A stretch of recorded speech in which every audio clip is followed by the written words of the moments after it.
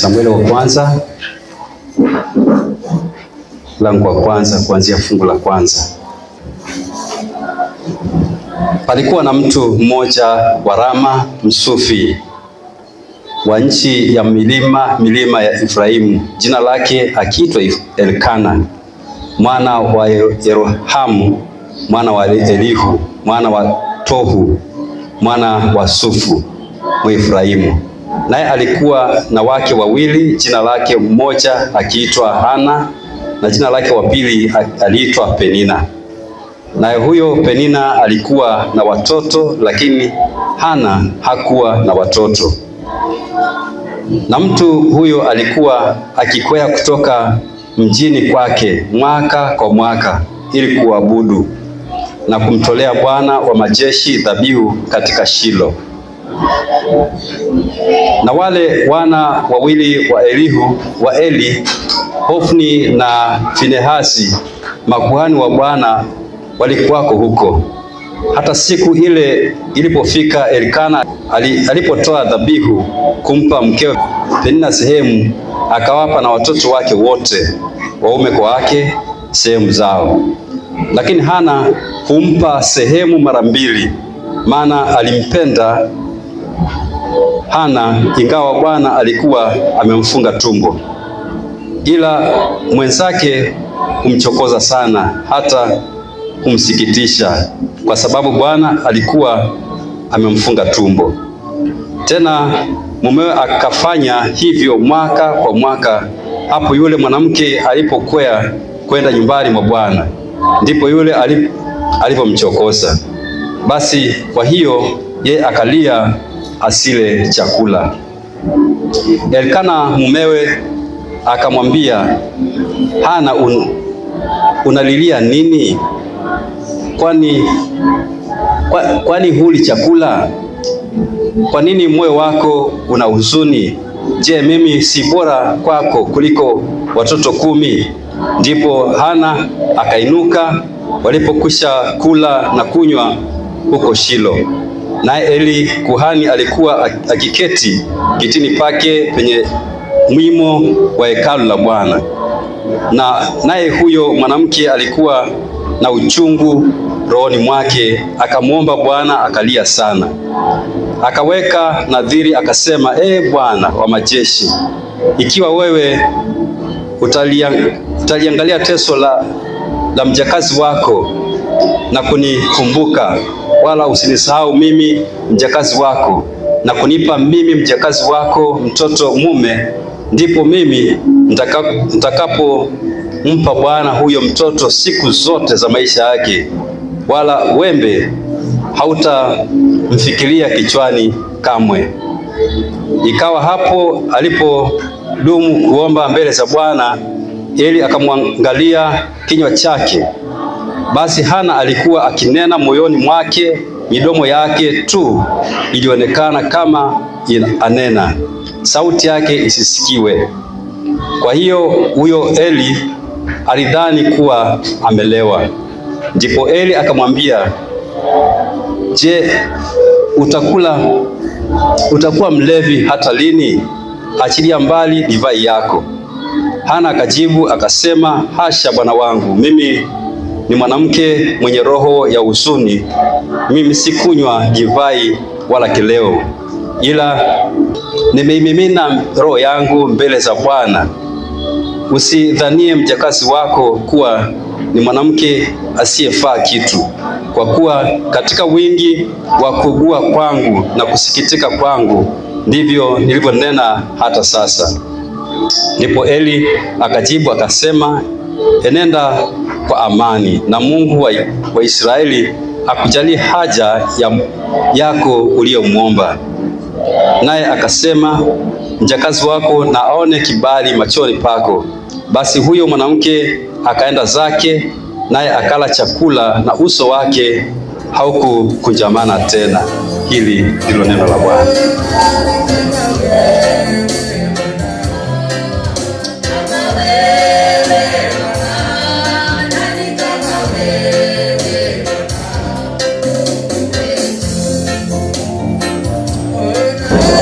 Luka Mtakatifu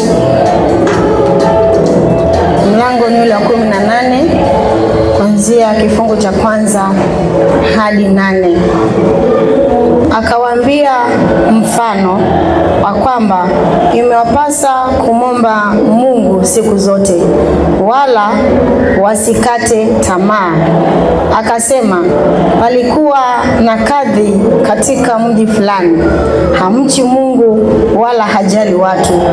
Na katika mji huo palikuwa na mwanamke mjane aliyekuwa akimwendeaendea akisema, nipatie haki na adui wangu. Naye kwa muda alikataa.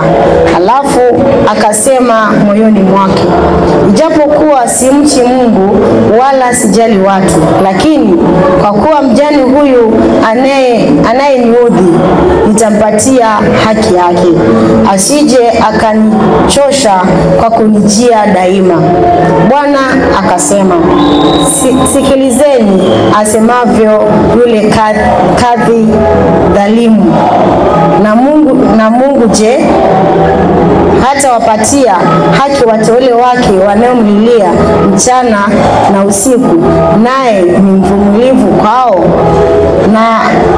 Nawaambia, atawapatia haki upesi. Walakini atakapokuja Mwana wa Adamu, je, ataiona imani duniani? Na hilo ndilo neno la Mungu.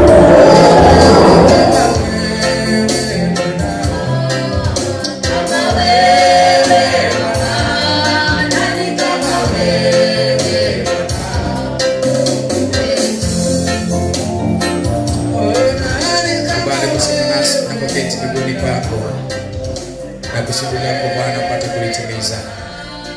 Neno hili lisiwe kwetu bure, litimize kusudi ambao kwalo Bwana umelituma.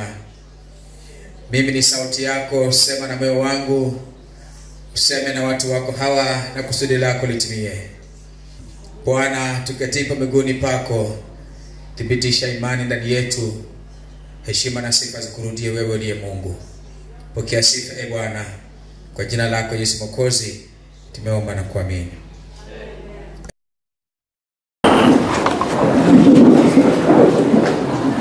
Bwana Yesu asifiwe. Leo nazungumza habari ya ombi la kuamanisha. Ombi la kuamanisha, sio ombi la kubahatisha, lakini ombi la uhakika. Ombi ambalo halina shaka. Ombi ambalo haliendi hivi na hivi. Yaona ile meandering, unataka mkate lakini unasema, Bwana nataka. Kuna siku moja nilisema, kama unataka pesa, nenda mbele ya Mungu mwambie, nina uhitaji wa 500,000. Because budget yako ni 500,000. Habari ya kumwambia Mungu na kusumbua Mungu kwa maombi, unasema Baba fanya financial breakthrough. Financial breakthrough ni nini? Hata kwa mfuko wako unaweza kuwa huna hata 500. Kama hauna 500, ukiomba financial breakthrough, unaweza toka hapa, kama hutapewa ukaokota 500 mahali. Utakuja kuniambia Mungu hakujibu. Sasa atakuwa amejibu. Maana umeomba financial breakthrough na Mungu akatuma mtu akaangusha 500. Kwa bahati nzuri wewe ndio ukapitia pale ukaokota. Sasa hiyo ni breakthrough ama si breakthrough? Ni breakthrough, maana ulikuwa hauna, lakini it is below your budget. Yule Mungu ambaye tunaomba, he's a God of standard. He's a God of standard. Habari ya kujiekelea chini na ubaki chini, raise your standard today. Raise your standard. Because tunatumikia Mungu wa standard. Alafu lazima kanitoa chini kaniweka kati. Wakati kaniweka juu, wetu ni waajabu. Lakini sasa shida ni kwamba tunapoimba amenitoa chini akaniweka kati, mambo haya huwa hatuyaamini kwamba ni ya ukweli. Anaweza akatutoa chini na akatuweka katikati na akatupeleka mahali pengine. Raise your standard. Pastors, raise your standard. Amen.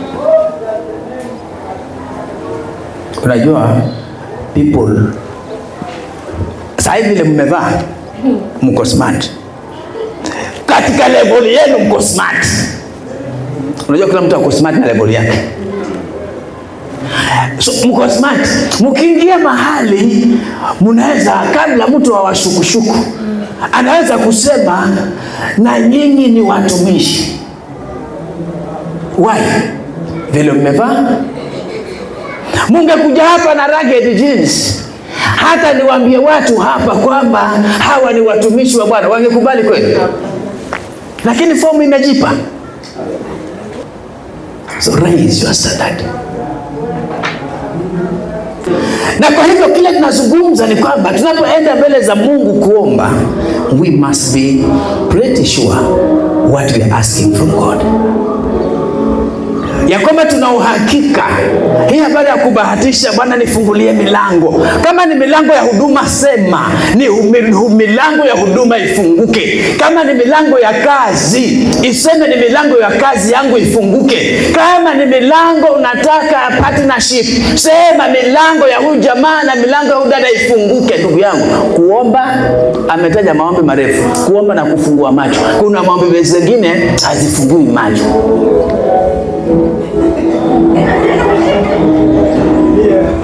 Sijui kama naeleweka. Kuna mambo mengine ukifunga macho baraka zinapita, na kama itakulazimu ufunge, basi funga moja liwe wazi. Na kama huna uhakika ya kile unachoona, yafungue yote.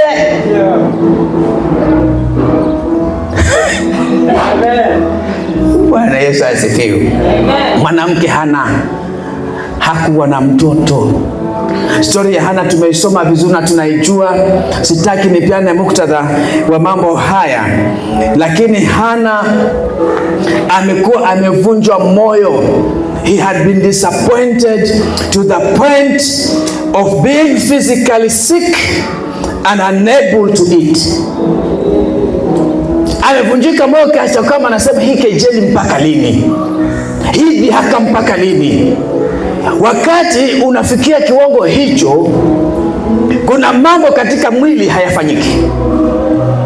Appetite ya chakula inapotea, hamu ya kusonga mbele inapotea, na you feel like you are a reject. Wewe ni mtu ambaye umekataliwa katika society. Kwa hivyo Hana alifikia kiwango hicho kwamba hawezi kula chochote. At this point, she returned home very unhappy. Very unhappy. But kuna kitu ambacho Hana alikuwa nacho, na hicho na mara nyingi wengi tumekosa. Hana alipoenda nyumbani, kwa sababu ni mambo ya desturi yanafanyika kila mwaka, ikafikia mahali Hana akabadilisha attitude. So there was a change of attitude. Akasema mimi sitakuwa ninapanda Shilo kutoa sacrifice kawaida na kurudi. Nataka nikakutane na huyu Mungu ambaye ninamtolea sadaka. Nikutane na huyu Mungu ambaye namwabudu kila mwaka nikipanda Shilo. Nikutane na huyu Mungu. Change of attitude. Walipoenda mwaka ulipofika, imekuwa ni desturi. Maandiko yanasema kwamba huyu alimpatia portion 2, Elkana alimpatia portion 2 mke, alimpenda. Lakini yule Penina, maana mapenina ni wengi duniani, wenye kukejeli na kufanya conclusion ni wengi. Amezoea kucheka, akawa sasa anamchekelea. Lakini baada kama kila kitu kimetolewa, sadaka imetolewa, huyu mwanamke alikuwa amejipanga. Hii safari nayoenda hekaluni Shilo kuomba, nataka nikutane na huyu Mungu katika hali yangu ya kibinafsi. Bwana Yesu apewe sifa. Alipokuwa pale sadaka zimetolewa, kama functions zimekaa zimemalizika, Hana akasema nitabaki hapa hekaluni, nikabiliane na huyu Mungu, nimtafute huyu Mungu. So Hana akabaki hekaluni akiomba. Lakini ile Mungu linasema aliomba kwa maneno yasiyoweza kutamkwa, na ilifikia mahali kama ni ulimi tu unafanya nini? Unatikika. Mdomo tu unayumba yumba, lakini sauti haitoki. Kukaa na kuhani wa siku zile, makuhani na waombea tuwe na macho ya kuona. Tutoke katika asilia ya mwili, tukaingie katika roho, ndio tujue watu wanapougua ndani ya mioyo yao, tuweze kuungana nao kuwasaidia kuconnect na Mungu wao. zamani wakati ule pamoja na watoto wake akamuuliza Hana, wewe mwanamke nani? Hutaacha kulewa mpaka lini? Utaendelea hali hii mpaka lini ya ulevi? Utalewa mpaka saa ngapi? Hana alimwambia nini jibu kama mnajua na kama mnakumbuka? Mjakazi wako hajatumia kileo kilicho chochote, lakini nimeumimina moyo wangu kwa Bwana. Nimeumimina moyo wangu kwa Bwana. Sijapata chochote kinachoitwa kileo. Wakati ule Hana alikuwa in the spirit, praying in the spirit. Sometimes tunaomba in the spirit, words are not enough to express the grief within our hearts. When we are in the spirit, maneno yanapungua. Maneno hayatoshi kueleza kina cha imani ambacho tuko. Hana alifikia hapo. Hakuna neno angelitamka lingeeleza uchungu wa moyo wake. Hakuna neno angetamka lingeeleza fedheha alizokuwa nazo, kwanza kwa kuchekwa na mtu ambaye wanashiriki nyumba moja. Mimi mchana huu niko hapa kukutia moyo. Si ajabu ya kwamba umekuwa kicheko. Penina ameinuka, kina Penina amekucheka vya kutosha. Kama ni majina umepewa Bwana. By the way, kama hamjui, kila mmoja hapa ana jina fiche ambalo halijui. Kuna jina fiche ambalo hulijui. Majirani wamekupatia, pengine ndugu zako wamekupatia, na si jina la kwamba eti linakujenga, ni jina la kukudhihaki, jina la kukudunisha, jina la kufanya wewe uonekane kwamba wewe ni ovyo kabisa. Kila mmoja hapa ana jina. So tumepewa majina nyumbani, tukapewa majina mitaani. Hata pale mitaani, jani pale nyumbani unajua unaitwa nani? Pale nyumbani unajua, nikwambie Asha wa mbinguni. Unajua ni Asha wa mbinguni pale mitaani. Kale kama mama kanajifanya kameokoka sana. Kale kama kanajifanya Yesu ni wa kwake. Kale kama kanajijua ni yeye. Kale. Yaani unaitwa na majina ya ajabu. Lakini Hana hakuangalia majina tena. Ilifikia wakati attitude yake ikabadilika. Akapata mtazamo tofauti. Sasa hapana, hizi kelele imetosha. Mwisho wake wacha nimtazame huyu Mungu ninayekuja kumuomba kila wakati. Sometimes you and me must make a radical U-turn and look at Jesus. It is a radical U-turn because kuna vitu vingine lazima uachane nazo ndio uweze kugeuka. Najaribu kufikiria wakati sherehe imeisha, bila shaka Elkana na wale familia walikuwa wanasherehekea, si ndio? Imagine that radical aspect ya kwamba yeye aliamua kudumu hekaluni kuomba, wenzake wakijivinjari pale. Neno la Mungu nasema baada ya ombi hilo Eli alimwambia Hana, Mungu asikie haja ya moyo wako. Lakini je, tunalijua ombi la Hana? Aliomba nini? Aliomba mtoto. Na aliomba mtoto namna gani? Ndio maana nikasema ukitaka pesa, mwambie Mungu nataka pesa kulipa school fees. Mtoto wangu anadaiwa shilingi 40,000. Habari za kuomba breakthrough ya finances tuache. Maana kama huna 500 ukipata, it is already a breakthrough. But that will not fit your need. Kwa hivyo kama unadaiwa, mwambie Bwana fedha na dhahabu ni mali yako. Mwanangu ana balance ya school fees 30,000 for this term. Hapa nilipo ni mimi na wewe, sina chochote. Bwana ikupendeza nifanyie njia, nipate 30,000 nilipe school fees za mtoto wangu. Hana alipokuwa anaomba, hakunambia Bwana nibariki na mtoto. Alimwambia Bwana ukimsikia mjakazi wako na umpatie mtoto mwanamume, ndipo huyo Bwana, huyo mwana nitakupa wewe. Hana hakuomba mtoto tu hivi. Sisi mara nyingine tunapoteza time mbele ya Mungu. We are time wasters. And that is the reason why hatubarikiwi, because we waste a lot of time meandering around ili tuonekane tunataka maombi mingi. Unajua mara nyingine hizi maombi mingi unasema ndugu yangu, that are wastage. That are wastage kwa sababu kuna watu wanaombanga hours. Na mimi ni mmoja wao wa kuomba kwa masaa. Ile maombi ya masafa marefu mpaka nipotee, sijielewi niko wapi. I do that during my private time of prayer. But hiyo masaa mengi unaomba kwa mtazamo gani? Are you straightforward before God? There's a difference between spending hours in the presence of God and telling God facts. So Hana alienda akasema mimi sitaki kamtoto tu, nataka mtoto mwanaume. Na huyu mtoto ukinipea takuwa. Kwa hivyo ombi likaambatana na nini? Ahadi. Sisi tunaomba baraka, tuzifanyie nini? Wengine hapa wakipewa gari siku moja, gari, yale mavumbi tutakula kwa barabara, ile matope tutarushiwa kwa barabara, maana itakuwa ni revenge game. Do you think with that attitude God will bless you?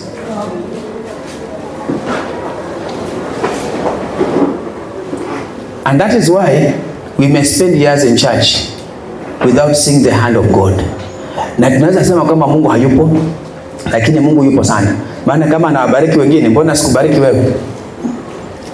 Kama anawaponya wengine, mbona sikuponya wewe?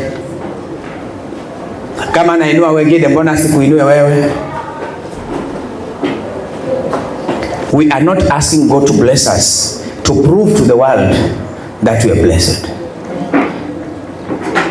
Hatuombe Mungu atuinue ili tuwaonyeshe mataifa ya kwamba tunaweza Bwana. Yote yawe kwa utukufu wake. Ubarikiwe kwa utukufu wake. Uponywe kwa utukufu wake. Uinuliwe kwa utukufu wake. Upate mtoto kwa utukufu wake. Kila kitu kiwe ni kwa ajili ya utukufu wake. Neno la Mungu linasema waliporudi, Elkana akamjua mkewe. Waliporudi kutoka wapi? Shilo. Waliporudi tu, kuna kitu pana nataka usome. Waliporudi nyumbani, Elkana hakulala usingizi. Hana hakulala usingizi kwa sababu alikuwa anaomba, kwa sababu alijua ya kwamba si wakati wa ujio wa Roho Mtakatifu Samueli azaliwe. Elkana na Hana akashughulika. Kwa hivyo alichukua majukumu ya kwake. Ali create an environment conducive for the child to be born. Bwana Yesu asifiwe. Amen. Laiti Hana angelia vile alilia mlimuona. Lakini unaweza vuta taswira ya huzuni aliyokuwa nayo akiwa hekaluni. You can get that picture. Ya Hana alivyokuwa amejimimina mbele za Mwenyezi Mungu. Halafu akuje azembe. Ingewezekana lile ombi la kulia kule lilikuwa ningekuwa bure. Lakini alipokuja huku, ali create an opportunity, a conducive environment for Samuel to come. When you pray, what preparations are you setting for your blessings to come? Unaandaa mazingira namna gani kwa wewe kubarikiwa? Nilisema hapa wasichana, si baba nibariki, nataka ubavu. Neno la Mungu linasema no one will miss a mate. No one. Lakini na kiburi chako, kwanza Mungu adili na wewe, aondoe kiburi, aondoe ujinga ndani yako, aondoe hizo takataka. Wewe ni katoto, wewe ni msichana una kiburi, ukisalibua barabara unatukana wanaume, hakuna atakaye kufuata kwa nyumbani kwa mama yako.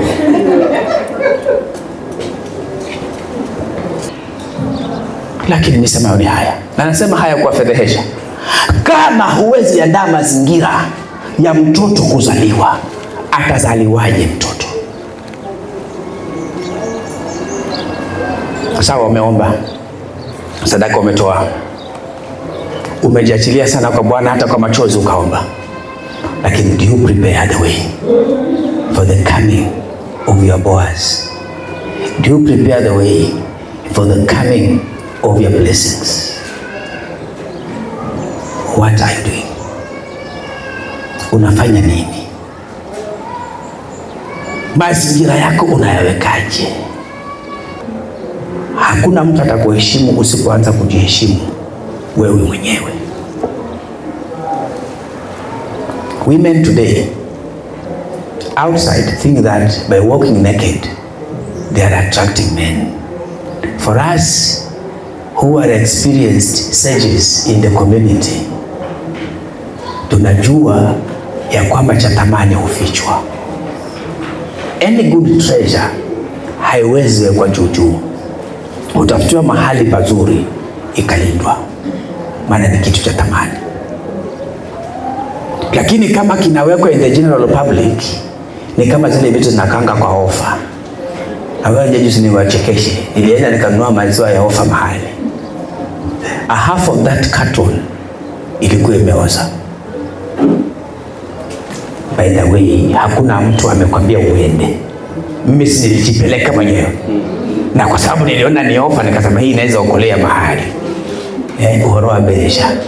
Hasa hiyo siku hiyo kikaniramba, maana nilipata half of that carton, maziwa imeharibika.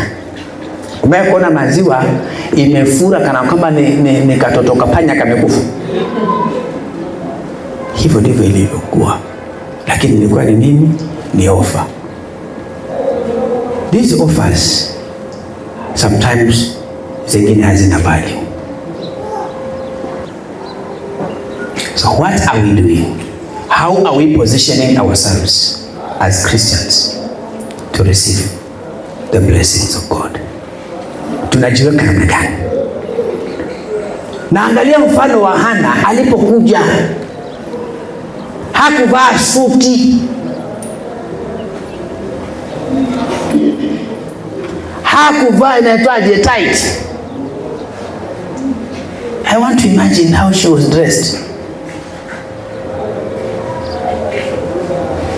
Look, kuna mtu anakuambia mimi am a graduate na natafuta kazi. Ukimuuliza umetafuta wapi na wapi? Ana nimejaribu sana mtumishi. Wewe niombe, umetafuta wapi na wapi? Hakuna kazi itakufuata kwa nyumba. Hakuna baraka zitakufuata kwa nyumba. You must create opportunities kwa hizo baraka kukufuata. Lazima tu create opportunity. Sasa walokole wa siku hizi tumezoea kudanganywa. Pokea muujiza wako. Wewe ni student, unafikiria Mungu atakuja aandike pasipo kukesha na kusoma mahali hujui? Uulize mwalimu.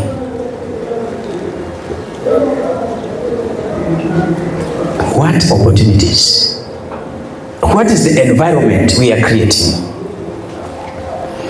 Number 2, ilifikia mahali Hana hakusikia kelele ya kejeli. Alifocus on her purpose.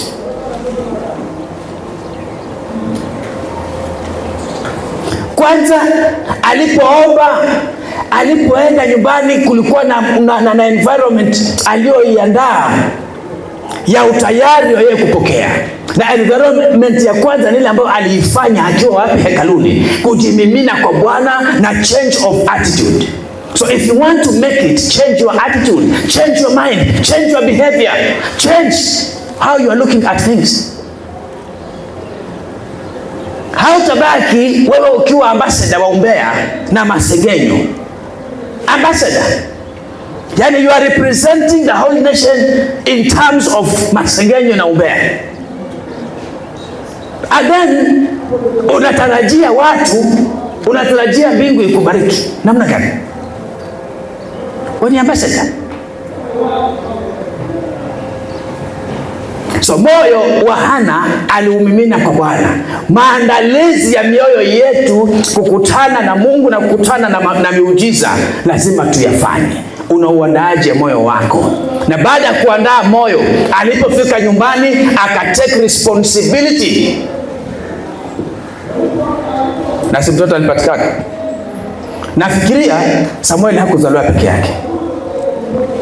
So unapofanya maamuzi mazuri na maandalizi mazuri, si Samuel peke yake utapata.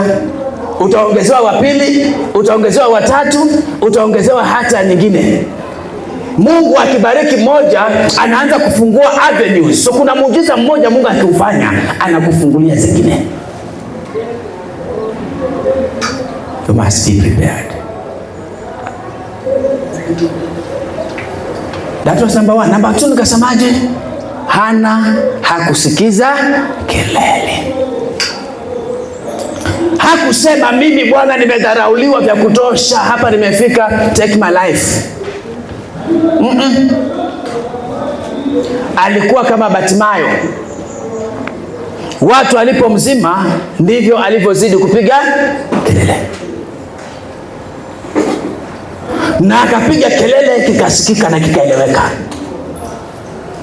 Ndiposa Elikana akasema, enenda zako, Mungu akupe haja ya moyo wako.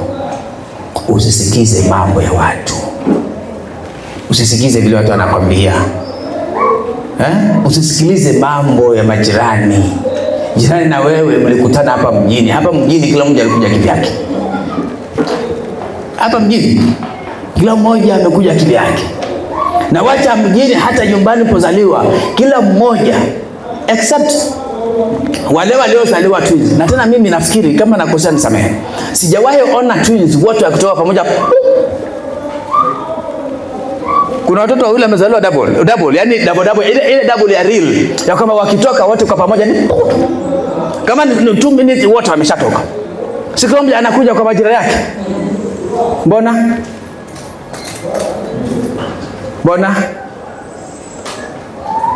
Have you ever thought about that?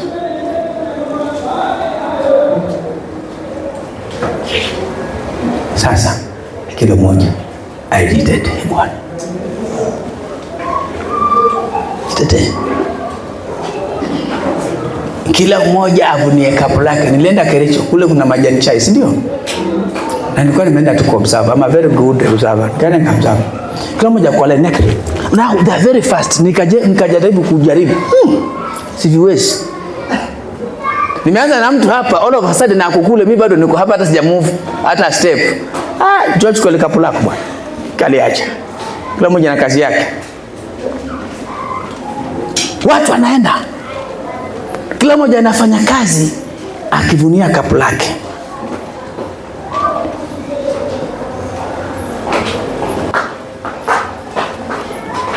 You are a unique person in the presence of God. It is not about any other person, it's about you. Hana hakusikiza mume, hakusikiza anaitwaje mke mwenza, hakusikiza Eli. Maana I believe those days it was traditional. Kwa hivyo hekaluni kulikuwa na sheria na mikakati za kufuatwa, lakini Hana went beyond the traditions na alienda zaidi ya sheria zilizowekwa pale hekaluni. Akatoka kwa fulfilling a ritual to worshiping God in truth and in the spirit. So it is all about you. The choice is yours. Wewe ukienda na imani ya mama yako, shauri yako. Lakini it's about you. It is all about you. Worship God. Bwana Yesu asifiwe. Usisikize dunia. Dunia ina kelele na inasema kwa fujo sana. Watu wamekuprofile. Unajua utakuwa profiled. Wamekuprofile, wamekupatia. Kuna mahali sisi tumewekwa ya kwamba hatuwezi pita hapo. Let me tell you, the enemy will be surprised. Our enemies this afternoon will be surprised because we are surpassing their standards by faith. And we are moving beyond the borders, beyond the horizons. We are going to catch up what God has given us. Kile ambacho ni cha kwetu, uwe ni uzao wa tumbo tutanyakua. Hakuna mtu tasa hapa. Hakuna utasa katika nyumba ya Bwana. Na yule Mungu anasema kwamba zaeni mkaongezeke, mkajaze nchi. Hakuna utasa. Haijalishi ni mambo gani alisema Bwana. God is not concerned about what was said. God is concerned about your heart. Yanataka moyo uliomiminwa. Hallelujah. Don't listen to them. Don't listen to the prophecies. Wewe mliambiwa kwenu zamani, nyinyi si mlifanya hivi wakati wa harusi. Wewe si ukaambiwa hivi. Don't listen to them. There is a God above all these things. Amen. Kuna Mungu zaidi ya hivi. Acha niwaambie, mimi niliambiwa sitainuka tena na sitawahi hudumu tena. Acha niwaambie, ninahudumu internationally. Amen. Na nitapreach mpaka watu wajue ya kwamba kuna Mungu mbinguni. Yupo. Si tunaamini hayo? Yupo Mungu mbinguni, asikiaye maombi yetu. Simameni. Yuko Mungu mbinguni, ayajibuye maombi yetu. Tunapoomba asikia, anajibu. Tunapoomba asikia maombi yetu. Yuko Mungu mbinguni, asikiaye maombi yetu. Sijui kama unaamini hayo.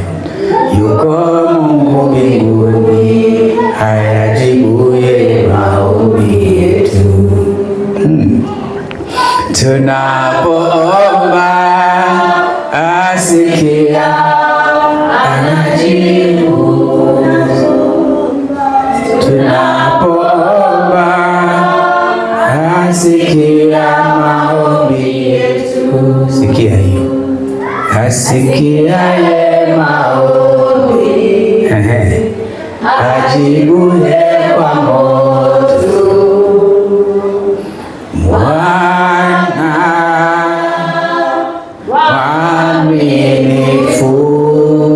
mwaminifu Baba, asikiaye maombi, ajibuye kwa moto.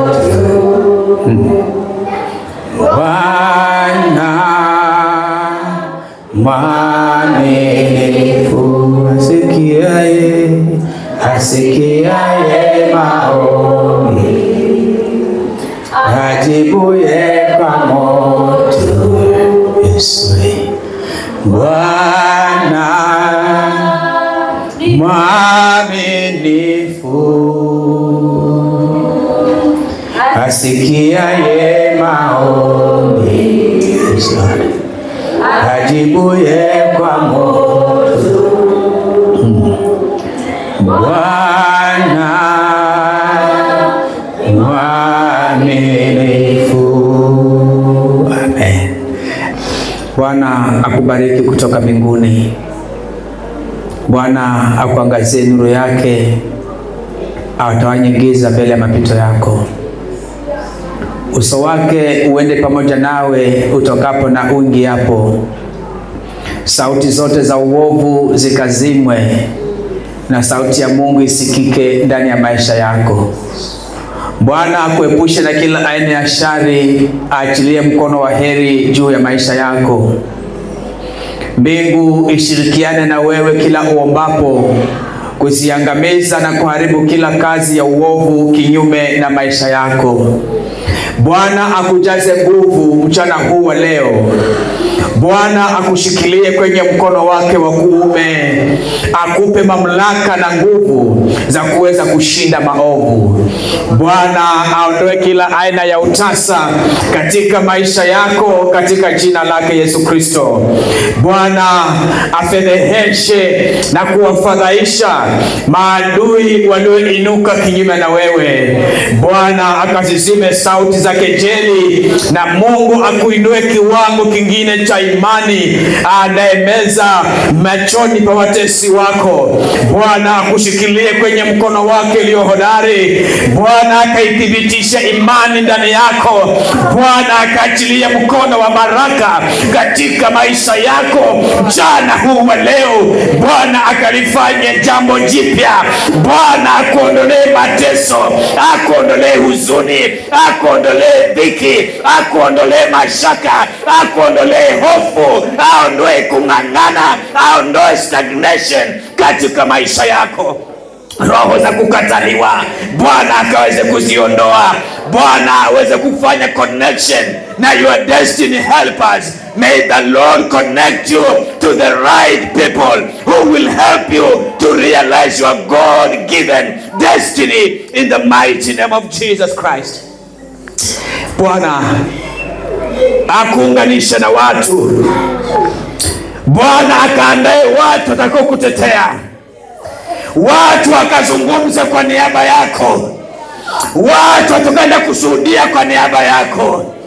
Bwana akakuandalie watu waaminifu watakao kusaidia katika safari yako ya wokovu. Bwana akaziachilie hazina za sirini, achilie hazina za gizani.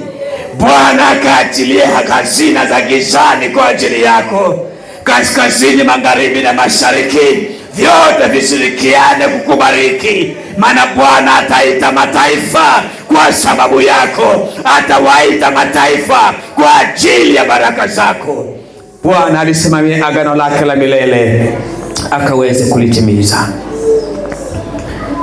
Asante. Mungu wa amani akupe amani. Mungu wa amani akupe amani. Akuajalie furaha ya wokovu wake. Akaondoe huzuni katika maisha yako. Bwana akaondoe mizigo ndani ya mioyo. Kila mizigo iliyotufunga Bwana akaiondoe katika jina la Yesu Kristo. Baba, achilie heri. Achilie heri. Achilie heri. Achilie heri. Bwana achilie uzima. Si ajabu wengine wameapa kwamba utakufa kwa magonjwa hayo, lakini mchana wa leo kuna Mungu asikiaye maombi. Mungu aliyemjibu Hana. Mungu aliyesikia kilio cha ule mama mjane akapewa haki yake. Ninaomba haki ya ufalme ikaachiliwe kwa ajili ya mtoto wa Mungu aliyeko hapa. Ninaomba haki zote zilizokaliwa na watu zikaweze kuachiliwa. Haki za urithi, haki za baraka, haki ya uzima, haki ya uponyaji, haki ikaachiliwe katika jina la Yesu Kristo Bwana. Mungu akakupe haki. Kila hazina iliyokaliwa na watu, watesi waliokutesa kwa muda, Bwana akaachilia vishindo. Neno la Mungu linasema kwamba waovu ukimbia ovyo pasipo kufukuzwa na watu. Bwana asababishe kwamba wale wote walio ni waovu, waliopanga njama kinyume na wewe, wakaanze kutorokana hovyo, wakakimbie hema zao, wakimbie madhabahu zao, wakimbie ngome zao, wakafarakane, wala hawatasikizana tena katika jina la Yesu. Kwa imani tunateka. Kwa imani tunachukua mateka milki zile ambazo shetani amezikalia. Kwa imani tunachukua mateka kile ambacho shetani alikikanyaga kwa muda mrefu. Wakati wa urejesho ni sasa Bwana. Wakati wa kurejeshewa umefika. Wakati wa kubarikiwa umefika. Ya kama Bwana atatubariki tunapochukua hatua zetu. Bwana achilie neema ya baraka sawa sawa na neno lake. Yeye alisema anarejesha miaka iliyoliwa na nzige. Ninaomba baraka zisizo na kipimo. Hakuna kucheleweshwa. Kama ni matumbo yaliyofungwa, yanapofunguka watoto watabarikiwa, watoto watazaliwa. Wakati kama huu mwakani, Bwana usababishe ya kama kuna mtu atakayekumbatia mtoto, kuna mtu atakayekumbatia mwana, kuna mtu atakayekumbatia mtoto wakati kama huu. Maana hakuna uchawi, hakuna uganga, hakuna maneno ya laana yaliyotamkwa ambayo yatafanikiwa katika jina la Yesu Kristo. Hivyo kila tumbo ambalo limefungwa linafunguliwa. Kila tumbo lilofungwa lifunguliwe. Ninaomba divine operation katika vizazi vya wale ambao wanatafuta baraka za watoto. Divine operation power in the mighty name of Jesus Christ the King. You reign forever, Lord. You reign forever. Operation. Operation. The operation of the Holy Spirit of God to uproot any planting of the enemy.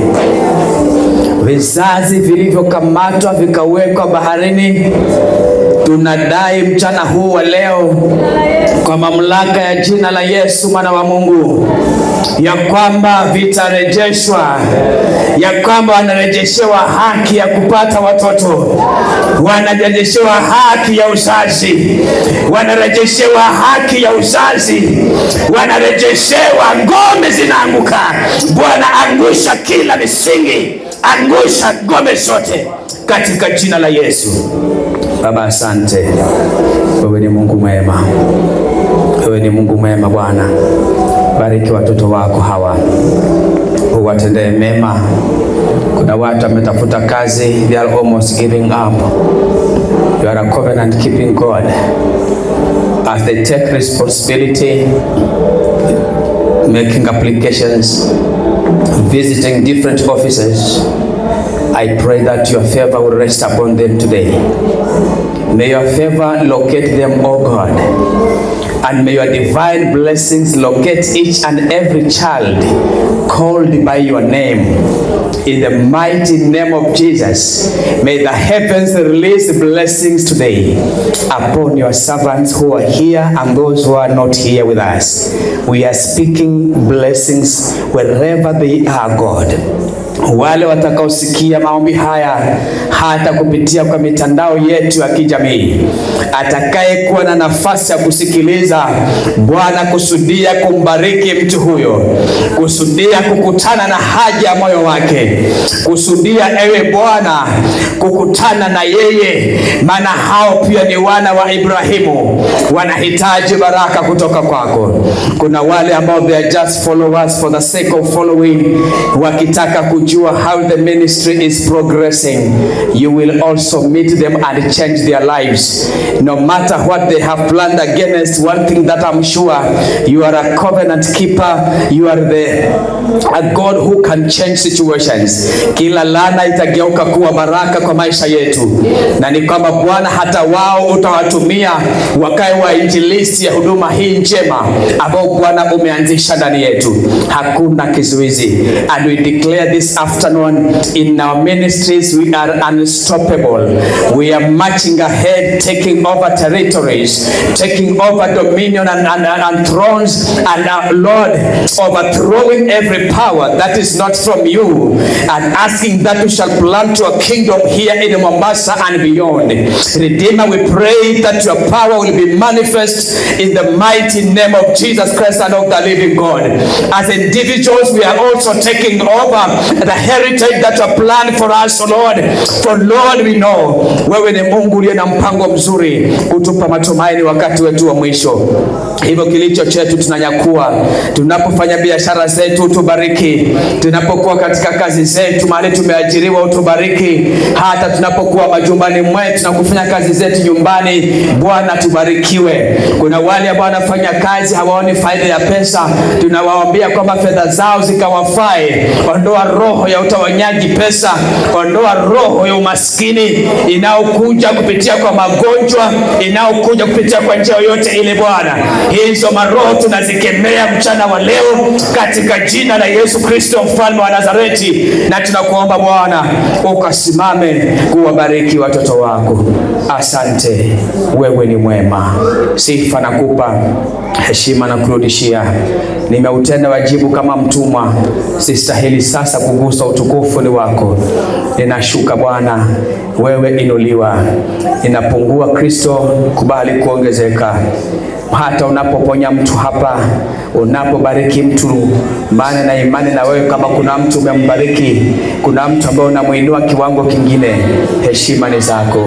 Kama watumwa wako tumetenda tu wajibu wetu, heshima na utukufu ni kwako ee Mungu. Uende nasi, pokea utukufu kwa jina la Yesu Kristo. Okozi tumeomba na hata kuamini. Asante.